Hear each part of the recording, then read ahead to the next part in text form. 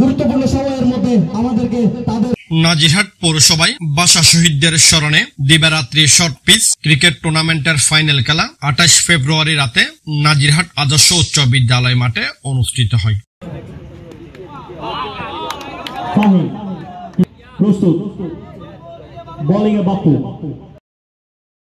খেলার উদ্বোধক ছিলেন নাজিরহাটের বিশিষ্ট ব্যবসায়ী সিরাজউদ্দৌলা চৌধুরী দুলাল। যার হাত ধরে আমরা রাজনীতি করে, যার হাত ধরে আমরা রাজনীতি শিখেছি।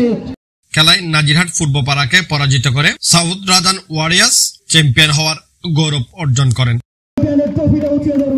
আমি ধন্যবাদ জানাতে চাই সাউথ রাজান ওয়ারিয়ার্সকে।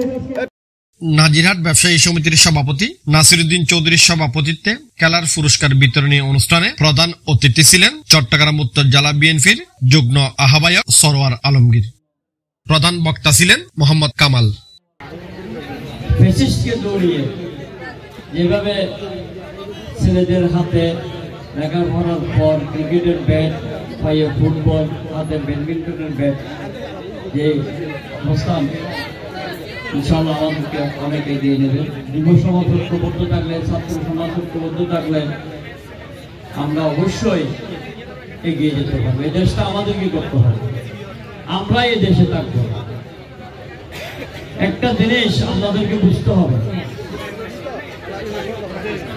ওরা 18-17 বছর এমন কি কাজ করেছে, শেখ হাসিনার নেতৃত্বে বাংলাদেশ থেকে পালিয়ে যেতে হবে, আমরা কিন্তু সেটা করবো না।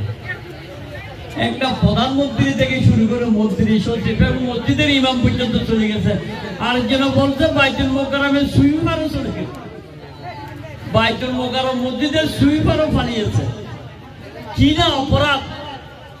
আমরা যাদের কারণে রাস্তাঘাটে হাঁটতে পারতাম না, আমার নাসির ভাই সবসময় আতঙ্কিত থাকতো তাদেরকে দেখতে। এখন নাসির ভাই বলতে কি হবে না হবে জানি না, আমি অন্তত ঘুমাইতে পারতেছি। যুবদল নেতা হাসানুল কবিরের সঞ্চালনায় এতে বিশেষ অতিথি ছিলেন শিক্ষক মোহাম্মদ আলমগীর, বিএনপি নেতা মোবারক হোসেন কাঞ্চন, নাজিমউদ্দিন শাহিন, সাবেক ছাত্রনেতা মহিউদ্দিন আজম তালুকদার, গাজী আমানুল্লাহ সহ আরো অনেকে।